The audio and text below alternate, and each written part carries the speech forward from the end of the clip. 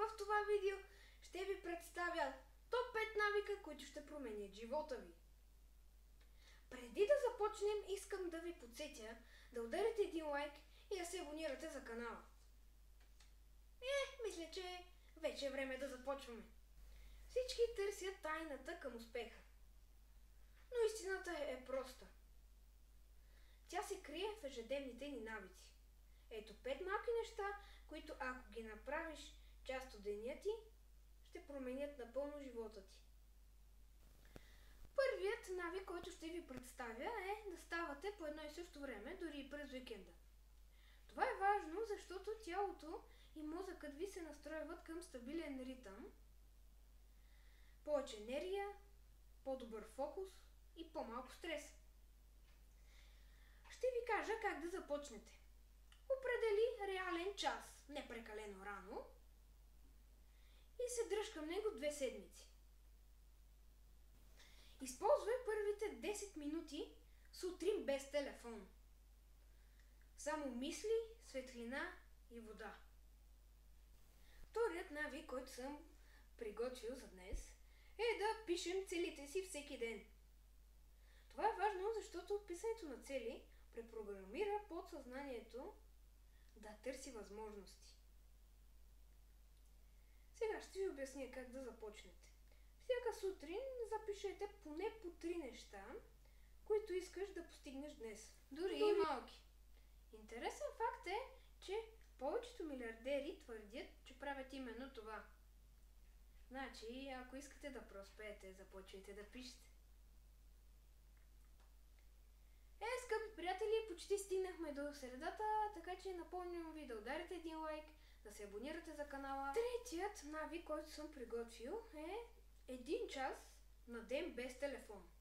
И по-точно без социални мрежи. Това е важно поради причината, че мозъкът ни има нужда от рестарт. Без постоянни известия, само повече концентрация и креативност. Определи 1 час дневно, например преди лягане, в който няма да гледаш социални мрежи, TikTok или Instagram. Използвай това време за разходка, книга или планиране, което ви споделих във втория навик. Да преминем към 4-тия навик, който е да се движиш всеки ден, дори и малко. Това е важно, защото движението повишава настроението, енергията и увереността. Не е нужно фитнес, просто 20 минутки активност.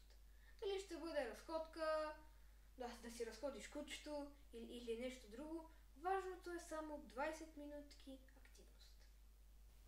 Искам да отбележа, че важното е постоянството, а не интензивността. Номер 5.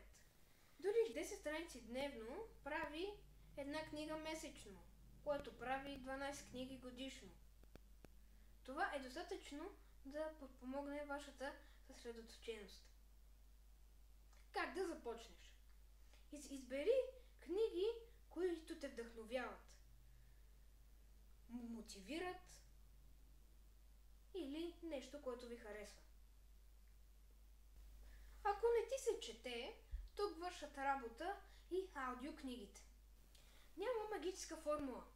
Малките неща, правени всеки ден, могат да променят всичко.